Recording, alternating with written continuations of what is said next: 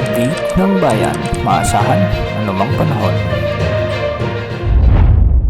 Magandang oras po sa ating lahat. Narito ang update sa lagay ng ating panahon ngayon at sa susunod na 24 oras. Sa ngayon nga ay patuloy nating minomonitor ang low pressure area na huling namataan ng Pag-asa sa layong 1,500 kilometers silangan ng southeastern zone. Ating alamin ang latest update at track nito maya-maya lamang. Sa ngayon nga, apektado pa rin ng Intertropical Convergence Zone ang Zamboanga Peninsula, Sorsogon, Bangsamoro Region, Davao Occidental at Palawan. Kaya makakaranas ang mga lugar na ito ng maulap na kalangitan na may mga kalat-kalat na pagulan at pagkidlat, pagkulog. Hindi rin inaalis ang posibilidad ng mga biglang pagbaha o pagguho ng lupa kung may mga katamtaman at minsan ay malalakas na pagbuhos ng ulan.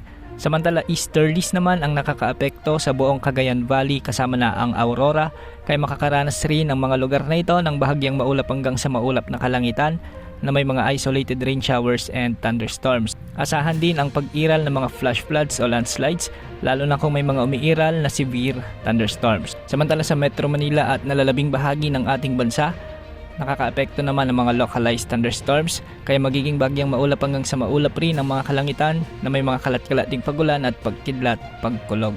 Para nga sa low pressure area na ating minomonitor, ayon sa mga numerical models o wind models na ating ginagamit, posible itong pumasok sa ating area of responsibility bukas o sa Lunes.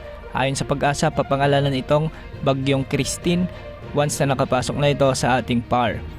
Kikilos ito ng pakanluran at posibleng lumapit sa may Bicol region at posibleng tawirin nito ang mga kalupaan ng Calabarzon o Mimaropa, kasama na ang Metro Manila.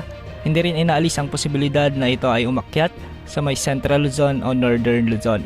Makikita nga sa ating satellite animation na malawak ang bagyong ito at may kalakasan, kaya sa mga lugar na posibleng maaapektuhan, maging alerto at maghanda na po tayo dahil mataas pa rin ang tsansa na ito ay tumama sa kalupaan ng ating bansa. Samantala, isa pang bagyo ang posibleng mabuo kasunod ni Bagyong Christine. Ngunit hindi naman ito nakikitang papasok sa ating area of responsibility o kung papasok man, pansamantala lamang at kikilos na ito ng Southern Japan.